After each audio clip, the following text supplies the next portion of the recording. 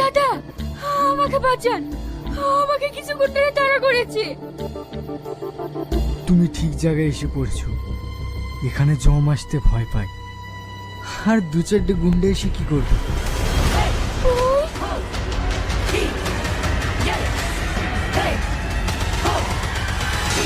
তুমি চিনতে পারোনি? চিনতে পারবে না? সব নাটক করছি, ওরও দোষ আছে।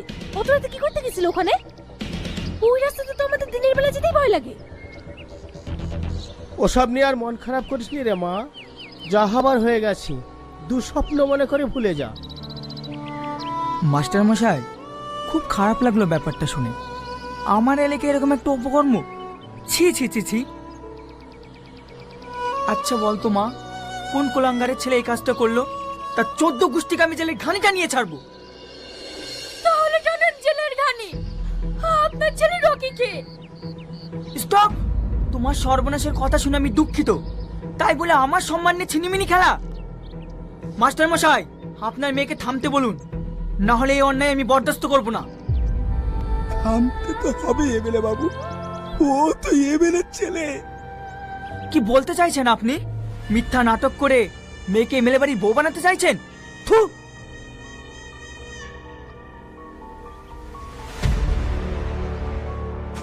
দাদা, এত বড় অন্যায়ের কোনো বিচার হবে না। আজ আমার মেয়ে রয়েছে, কাল আপনার মেয়েরও তো।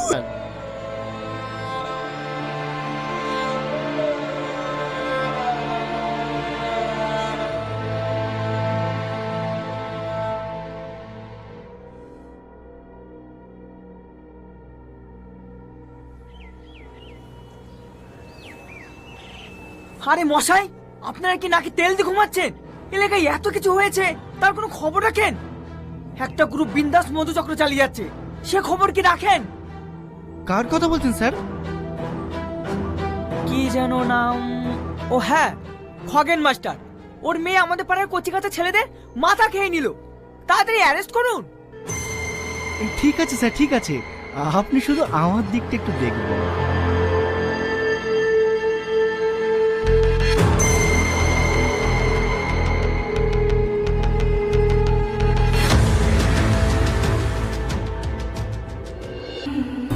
স্যার, এমএলএ ছেলে রকি আমার মেয়েকে।